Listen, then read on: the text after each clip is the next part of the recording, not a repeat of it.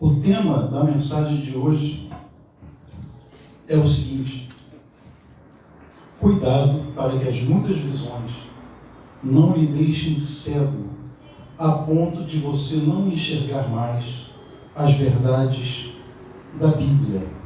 Nós vamos falar sobre uma mulher chamada Baxter. No meio aí da pregação vocês vão saber quem ela é, o que ela fez, tá bom? Vamos lá. Deixa eu falar uma coisa para vocês aqui que é muito importante. Na antiga dispensação, lá atrás, no antigo pacto, lá atrás, no Antigo Testamento, o Espírito Santo de Deus, o Espírito de Deus, ele não foi dado para todas as pessoas. Não era todas as pessoas que possuíam o Espírito de Deus. Uma classe seleta de pessoas possuía o Espírito de Deus. Os profetas possuíam o Espírito de Deus. Os reis possuíam o Espírito de Deus. E os sacerdotes possuíam o Espírito de Deus. Então esses grupos, eles eram portadores da mensagem de Deus. Eles transmitiam a palavra de Deus para o povo. Então Deus se revelava a essas pessoas numa dimensão muito peculiar. Muito peculiar. Eles ouviam a Deus. Eles tinham uma intimidade com Deus muito profunda, pois somente estes possuíam a dádiva de ter o Espírito de Deus. Os outros não possuíam essa dádiva. Lá no antigo pacto, na antiga aliança, estou falando lá de trás. Então essa peculiaridade de ser um profeta, uma profetisa, um sacerdote que trazia a mensagem de Deus para o povo e representava o povo diante de Deus. Então, nós precisamos entender isso aqui. Primeiro, eram pessoas escolhidas a dedo por Deus lá na antiga dispensação. Por exemplo, vamos lembrar de alguns aqui. Noé, ele recebeu uma instrução de construir uma grande arca, porque viria um dilúvio sobre a terra. Vocês conhecem essa história. Noé não leu sobre isso. Não, Noé não leu. Isto lhe foi dito pela boca de Deus. Assim ele fez e o dilúvio aconteceu. Moisés, além de ouvir a Deus, recebeu as tábuas do Decálogo, dos 10 mandamentos, escritas pelo próprio Deus. E também pediu para ver Deus em sua glória. Moisés pediu para ver Deus em sua glória. Deus lhe respondeu o seguinte, Êxodo 33, 18 em diante. Acompanha aí, você que está com a Bíblia aí. Ó. Êxodo 33, versículo 18 em diante. Êxodo 33, versículo 18 em diante. Se achou, diga amém. Se não achou, diga misericórdia. Amém. Amém. Então vamos lá. Êxodo 33, 18 em diante. Então ele disse, rogo-te que me mostres a tua glória. Porém ele disse, Deus, eu farei passar toda a minha bondade por diante de ti, e proclamarei o nome do Senhor diante de ti, e terei misericórdia de quem eu tiver misericórdia, e me compadecerei de quem eu me compadecer. Versículo 20. E disse mais, não poderás ver o quê? A face. Opa, olha aí, grifa isso na sua Bíblia, hein? Não poderás ver a minha face, porquanto homem nenhum verá a minha face e viverá. Nunca se esqueçam disso, tá bom? Nós vamos falar disso lá na frente. Disse mais o Senhor: eis aqui um lugar junto a mim, aqui te porás sobre a penha. E acontecerá que quando a minha glória passar, pôr-te-ei numa fenda da penha, cobrir-te-ei e cobrirei com a minha mão, até que eu haja passado. E havendo eu tirado a minha mão, me verás pelas costas, mas a minha face não se verá. Deus falando com Moisés. No versículo 20, veja que no versículo 20 aí, que Moisés, com toda a sua intimidade com Deus, não podia ver a face do Senhor. Se tivesse visto, teria morrido imediatamente. Agora tem algo muito importante a ser dito aqui. Muito importante. Todo o povo de Israel, irmãos, sabia, tinha certeza que Moisés falava com Deus. Todos eles tinham certeza disso. Porque quando Moisés descia do monte, o seu rosto resplandecia. Tinha uma luz diferente no rosto de Moisés, a ponto dele ter que colocar um véu sobre a sua face que reluzia. A face de Moisés reluzia. Era como se Deus estivesse dizendo para o povo o seguinte: estão vendo Moisés e o resplandecer do seu rosto? Vocês estão vendo? Isto é para vos provar que somente com ele falo na intimidade, face a face. Respeitem-no. Creiam no que Moisés disser, pois ele me teme e me representa e é um verdadeiro profeta. Mais ou menos isso. Agora nós vamos para Êxodo 34, 29. Êxodo 34, 29. Se você achou, diga amém. Se não achou, que diga misericórdia. Amém. Amém. Se amém, isso é tarde demais. Podia ter dito misericórdia antes. E aconteceu que, descendo Moisés no Monte Sinai, trazia as 2 tábuas do testemunho em suas mãos. Sim, quando desceu do monte, Moisés não sabia que a pele do seu rosto resplandecia, depois que falara com ele. Olhando, pois, Arão e todos os filhos de Israel para Moisés, eis que a pele do seu rosto resplandecia. Por isso temeram chegar-se a ele. Verso 32. Depois chegaram também todos os filhos de Israel, e ele lhes ordenou tudo o que o Senhor falara com ele no Monte Sinai. Assim que Moisés acabou de falar com eles, pôs um véu sobre o seu rosto. Porém, entrando Moisés perante o Senhor para falar com ele, tirava o véu até sair, e saindo falava com os filhos de Israel o que lhe era ordenado. Assim, pois, viam os filhos de Israel o rosto de Moisés, e que resplandecia a pele do seu rosto, e tornava Moisés a pôr o véu sobre o seu rosto, até entrar para falar com ele. Então, olha só que interessante aqui. Todo o povo de Israel podia ver na face de Moisés, quando olhava para o rosto de Moisés, uma pequena partícula da glória de Deus, como uma prova irrefutável de que Deus estava falando realmente com Moisés. Ele, Moisés, ouvia o verdadeiro Deus, não tinha como negar isso. Isso era um fato. Era um fato a ponto de resplandecer a face dele. Agora olha só. Saulo, que depois foi ser chamado de Paulo, quando ele ia para Damasco, ele não viu a face de Jesus. Não, ele não viu. Ele viu uma grande luz. Ver uma grande luz não é ver a face de Jesus.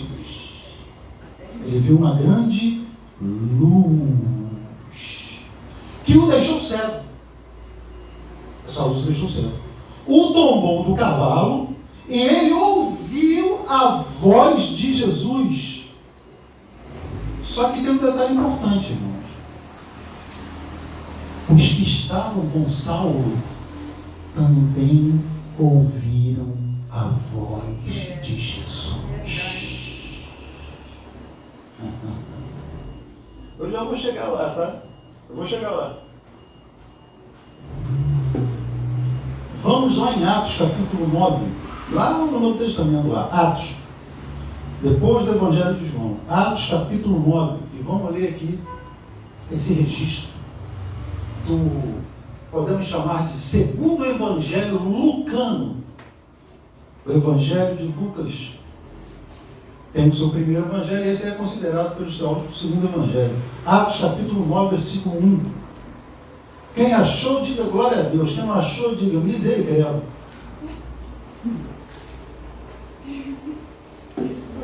Glória a Deus. Então vamos lá. Atos 9:1. E Saulo, respirando ainda ameaças e mortes contra os discípulos do Senhor, dirigiu-se ao sumo sacerdote, pediu-lhe cartas para Damasco, para as sinagogas, a fim de que se encontrasse alguns daquela seita. Né? Era uma seita. Quer homens, quer mulheres, os conduzisse presos a Jerusalém. E indo no caminho, aconteceu que, chegando perto de Damasco, subitamente o cercou um resplendor de luz do céu. Olha aí. E caindo em terra, ouviu uma voz que lhe dizia: Saulo, Saulo, por que me persegues? E ele disse: quem és, Senhor? E disse o Senhor: eu sou Jesus, a quem tu persegues. Duro é para ti recalcitrar contra os aguilhões. E ele, Paulo, tremendo e atônito, disse: Senhor, que queres que eu faça? E disse-lhe o Senhor: levanta-te e entra na cidade, e lá te será dito o que te convém fazer. E os homens que iam com ele pararam espantados, ouvindo a voz. Olha aí. E os homens que iam com ele pararam espantados, ouvindo o quê? A voz. Ouvindo a voz de quem? Jesus. Mas não vendo. Ninguém. Eles viram Jesus? Não. Mas eles ouviram a voz de Jesus que falava com Saulo? Isso. Saulo levantou-se da terra e, abrindo os olhos, não via a ninguém. E guiando pela mão, o conduziram a Damasco, que esteve 3 dias sem ver, não comeu nem bebeu. Então vamos lá. Agora olhem aqui para mim.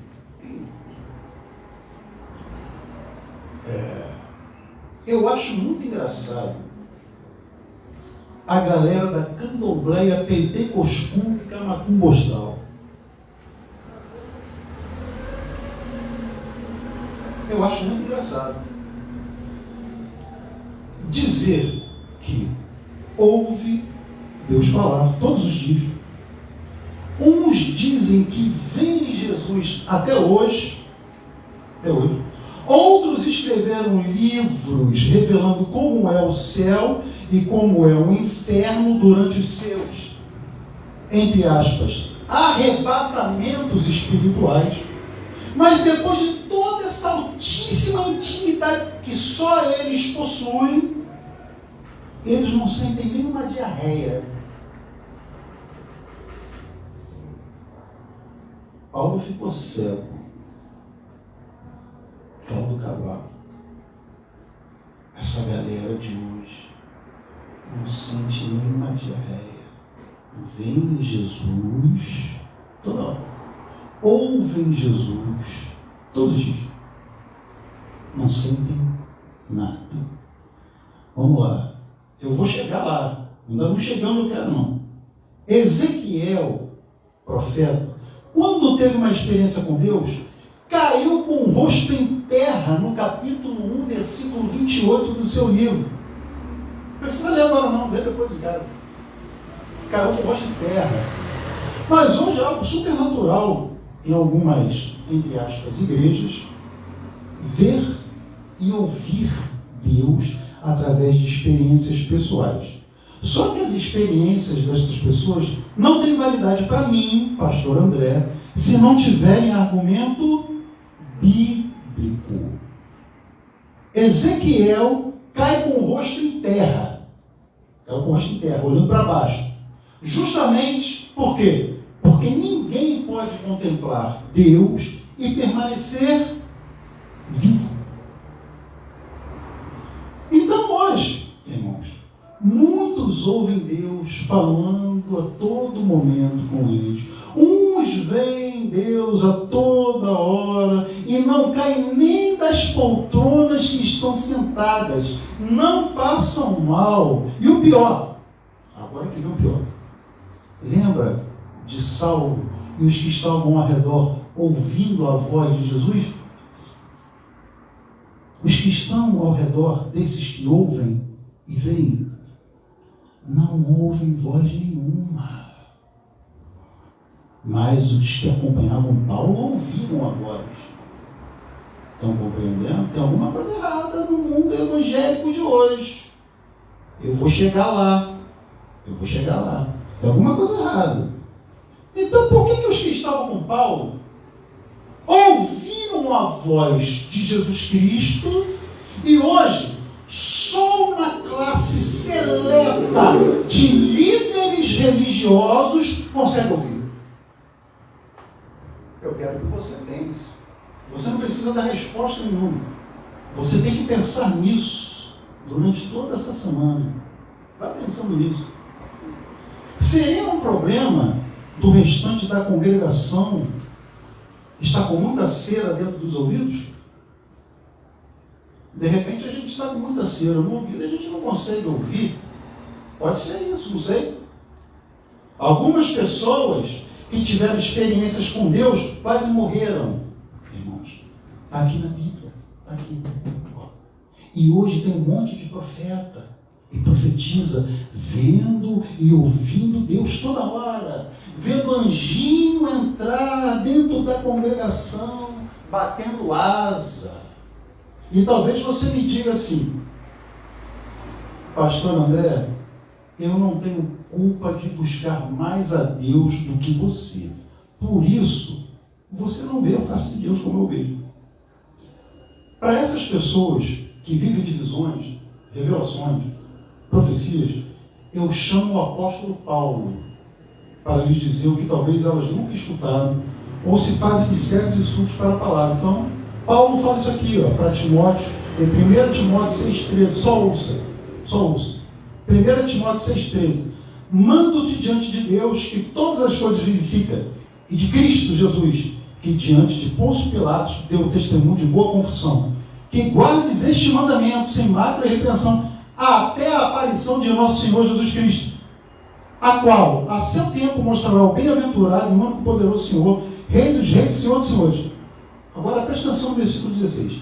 Aquele que tem ele só a imortalidade e habita na luz inacessível. Repete comigo aí, faz um favor. Inacessível. E que nenhum dos homens viu e nem pode ver, ao qual seja honra e poder sempre eterno. Amém. Então vocês viram? Eu não vejo, porque na palavra diz que eu não posso ver, irmãos. Diz que ele habita em luz inacessível. Eu vou explicar o que é inacessível. Que não oferece acesso. De que é impossível aproximar-se, ou onde é impossível entrar. Eu não vejo por causa disso. 2, que não se pode atingir ou alcançar com um entendimento incompreensível. Será que é tão difícil admitir isso? Então, para cima de mim, essa galera nunca irá saber. Para cima de mim. Por quê? Porque Deus nos deu a capacidade de manejar bem a espada do Espírito, que é a Bíblia, a palavra de Deus. Então, vocês têm que submeter a liderança da igreja que vocês congregam ao teste das Escrituras. Vocês têm que submeter a liderança, vocês aí da internet também, tem que submeter a liderança da igreja que vocês congregam ao teste das Escrituras. Não se deixe enganar por ninguém. Há um tempo atrás, eu li num site chamado ministérioangel.com que um apóstolo chamado Joel Angel disse que quando foi batizado pelo Espírito Santo, ele começou a falar em outras línguas e disse que ficou embriagado. Porém, ele não ficou satisfeito e foi para um lugar deserto buscar a Deus fervorosamente, pedindo mais e mais de Deus na vida dele. De repente, o apóstolo Joel viu Jesus. Ele viu Jesus. Que estendeu a mão para ele. E ele foi arrebatado. Aí, o apóstolo Joel completa dizendo que o Senhor o chamou para o ministério apostólico e profético. Por isso que ele é um apóstolo. Parabéns, hein? Parabéns, apóstolos. Engraçado agora. O apóstolo Joel disse que viu Jesus.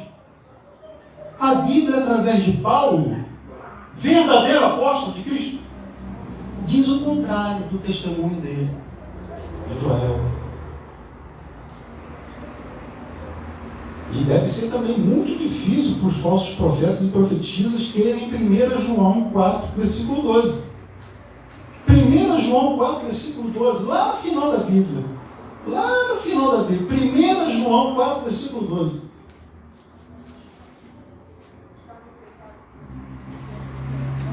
João 4, versículo 12. Deve ser muito difícil para eles crerem nisso aqui, ó. Olha só.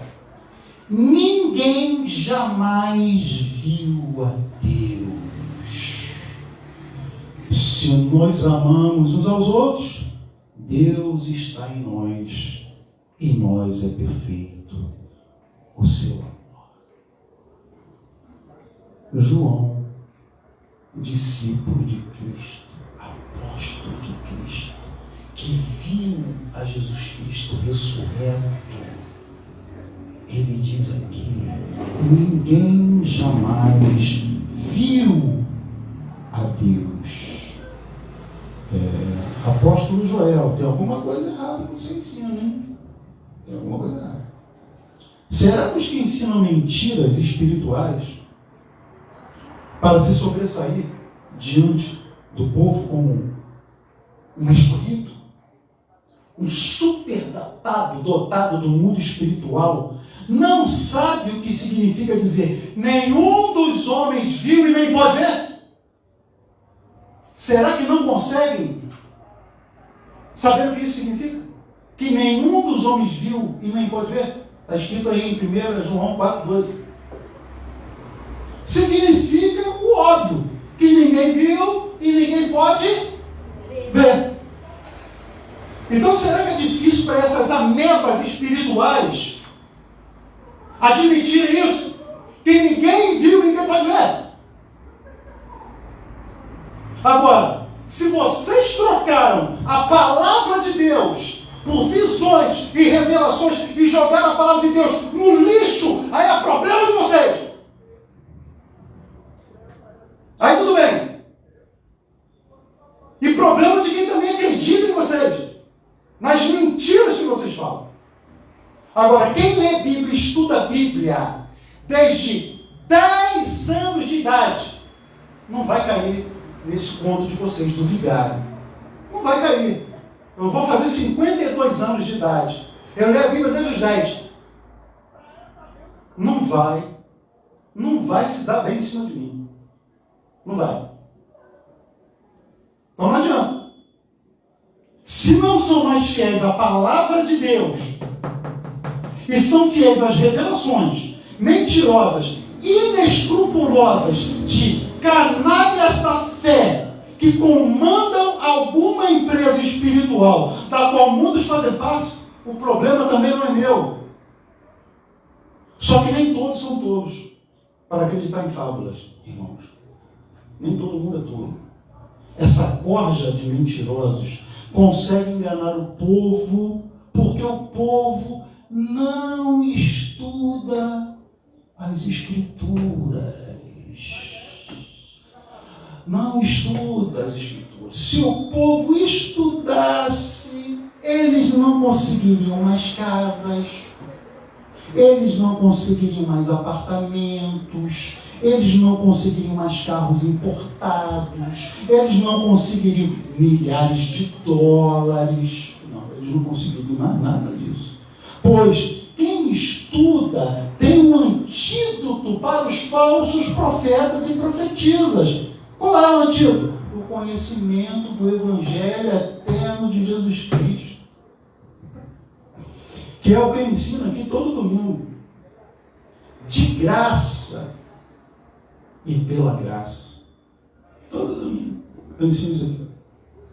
Outra coisa, quem corre atrás de profetas e profetisas nas igrejas até hoje, ainda não creu verdadeiramente no Senhor Jesus Cristo.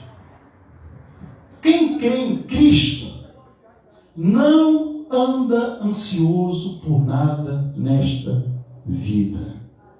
Porque a maioria dessas profecias só te fazem ter mais ansiedade. Mais ansiedade. Aí você, por causa de muita ansiedade, você começa a somatizar doenças. Você projeta para dentro da sua alma toda uma carga de ansiedade, de nervosismo, doenças na carne, doenças psicológicas vão aparecendo, pois ao invés de vocês ficarem com a palavra de Cristo, vocês preferem crer nas palavras do profeta, do bruxo, dessas empresas que diz que se você não crer na profecia dele, você estará em desobediência à autoridade e poderá ser amaldiçoado por ele. Aí, você que não creu nas profecias que estão aqui, né? Que já estão aí em suas mãos, de Mateus a Apocalipse, isto é, o novo pacto, o novo mandamento, o novo testamento, você é presa muito fácil para acreditar nessas profecias altamente elaboradas, para te causar pânico e naturalmente fazer você pegar todo o teu dinheiro do banco e depositar aos pés dos falsos profetas apóstolos. Aqui, quando vem profeta, eu ponho para correr. Não fica. Eu não deixo ficar. Eu mando embora. Não vai ficar aqui. Eu mando embora. Eu não tenho necessidade deles. Mas por que você não tem necessidade deles? Porque eu entendi, de uma vez por todas, que eu devo, como um cristão saudável, ser guiado pela Bíblia e não por profecias macumbentas, nojentas, de gente estúpida, gananciosa e mal intencionada.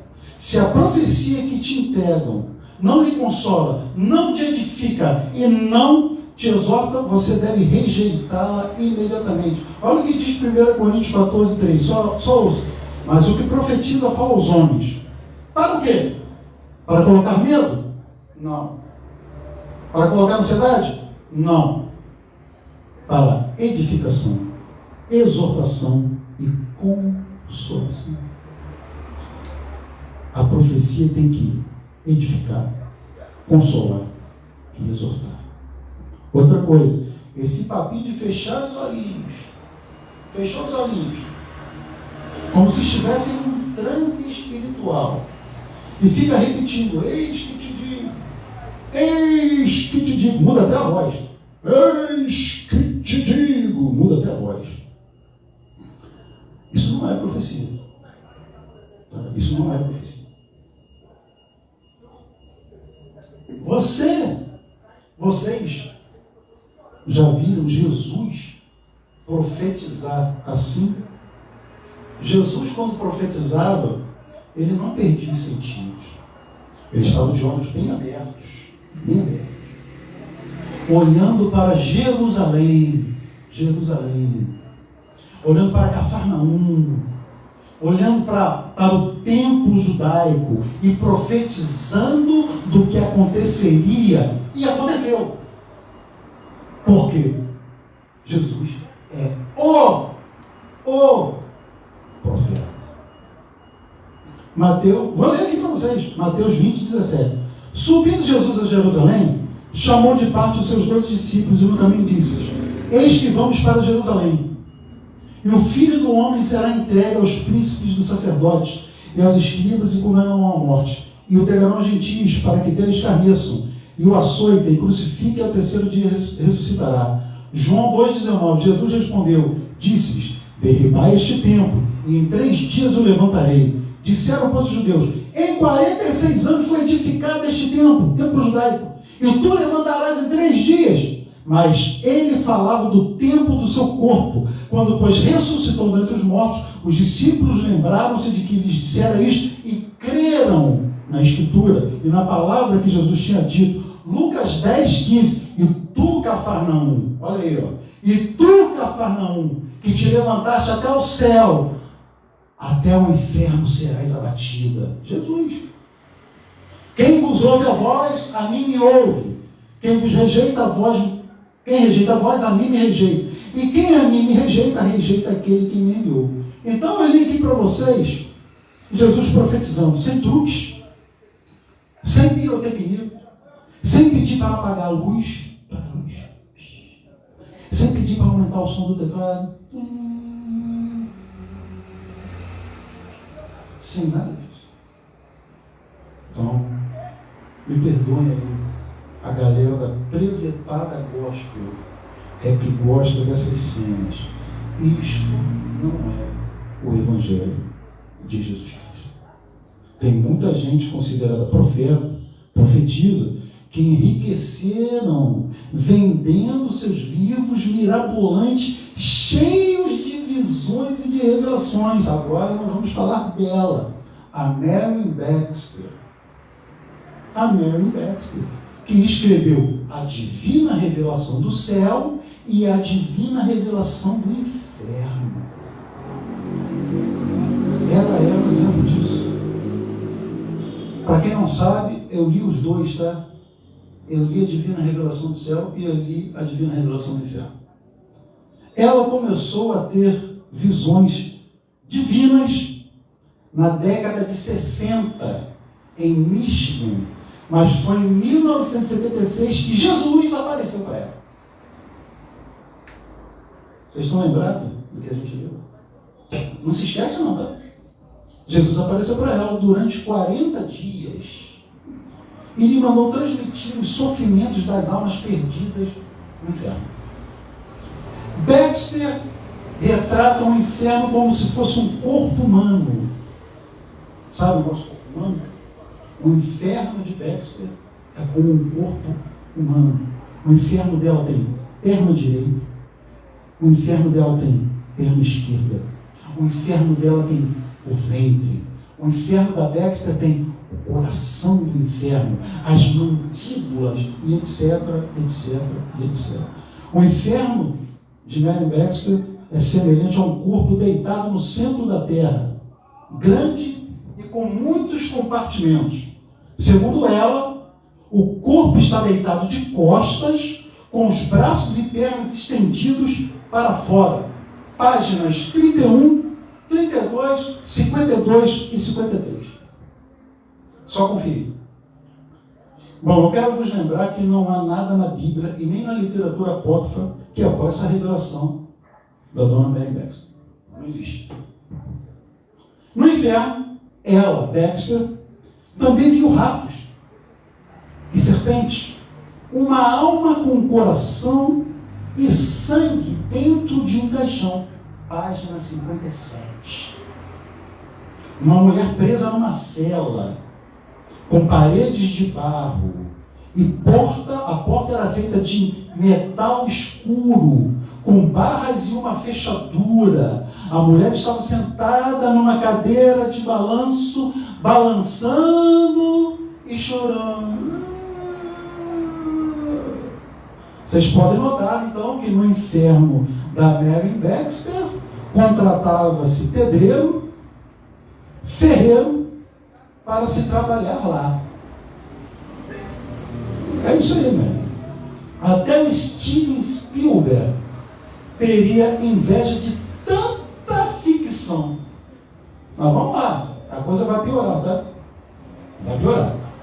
Lá, segundo Baxter, Satanás está despachando com um grupo de mulheres, ensinando-as a enganar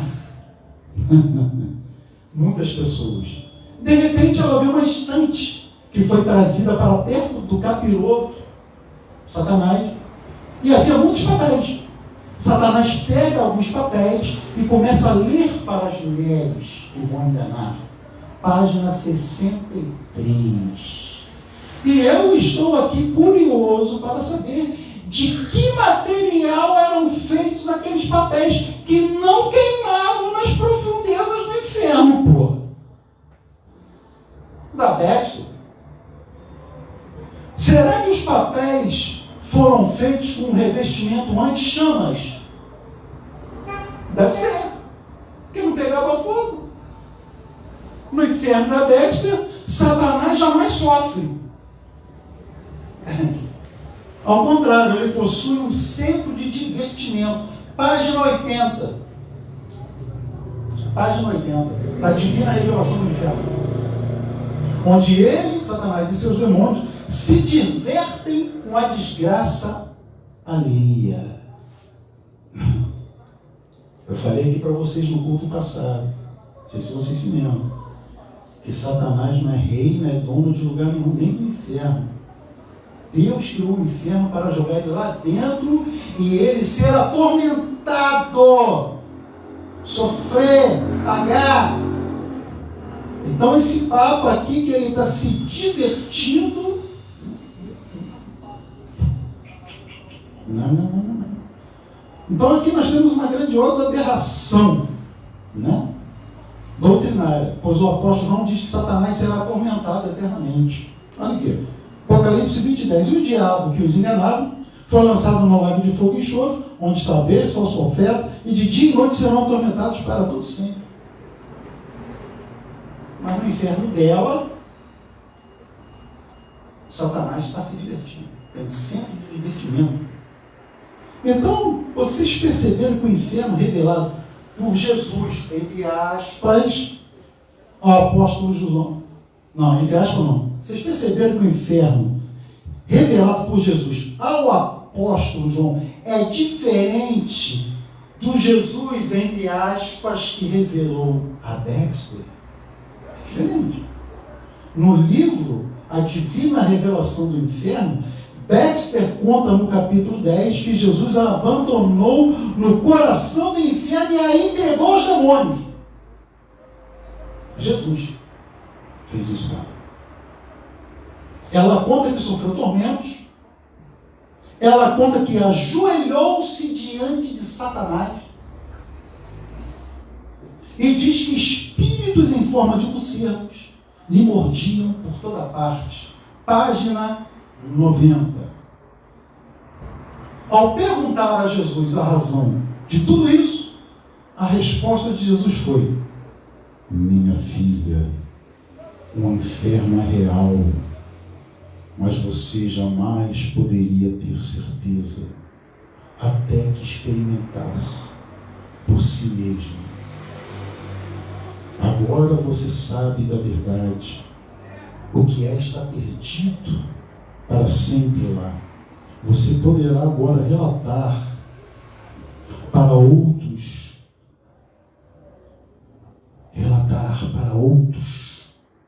a sua experiência sem sentir nenhuma dúvida. Página 92 da Divina Revelação do Inferno. É isso aí, irmãos. parece que este Jesus que a conduziu ao inferno não é o mesmo desse livro aqui, não. Está diferente. 2 Coríntios 11:4. Porque se alguém for pregar-vos outro Jesus, presta atenção, se alguém for pregar-vos outro Jesus que nós não temos pregado, ou se recebeis outro Espírito que não recebeste, ou outro Evangelho que não abraçaste, com razão o sofrereis. 2 Coríntios 11:4, apóstolo Paulo. Bom, dizer o que sobre tudo isso que a Marian Baxter escreveu? O que eu vou dizer? Eu vou dizer o que o Jesus dela disse para ela na página 114. Mantenham-se afastados dos falsos profetas que falam em meu nome e espalham doutrinas falsas. Despertem. Eu vou falar também o que está na página 129. Minha filha, algumas pessoas ao lerem o livro que você vai escrever acharão que tudo isso é uma obra de ficção. E você? O que você acha? Eu não acho, eu tenho certeza que o livro dela é uma obra de ficção. Eu não acho, não. Eu tenho certeza. Eu fico com a palavra de Deus, que é lâmpada para os meus pés e luz para os meus caminhos. Eu fico com o apóstolo Paulo, que sabiamente nos revela o seguinte, em Gálatas, capítulo 1, versículo 6 em diante: maravilho-me que tão depressa passasseis daquele que vos chamou a graça de Cristo para um outro evangelho, o qual não é outro, mas há alguns que vos inquietam e querem transtornar o evangelho de Cristo. Agora olha só, mas ainda que nós mesmos, os apóstolos da época de Cristo, ainda que nós mesmos, ou um anjo do céu, vos anuncie um outro evangelho além do que já vos tenho anunciado, seja anátema, seja amaldiçoado. Apóstolo Paulo. Obrigado, Senhor Jesus, pela vida de um verdadeiro apóstolo. Já morreu, apóstolo Paulo. Lembrando que ela, Marian Baxter, também foi ao céu e escreveu sobre tudo o que ela viu no céu, ao contrário do apóstolo Paulo, que depois de ter sido arrebatado e ter tido visões e revelações do Senhor, nos escreveu o seguinte, 2 Coríntios 12:1: é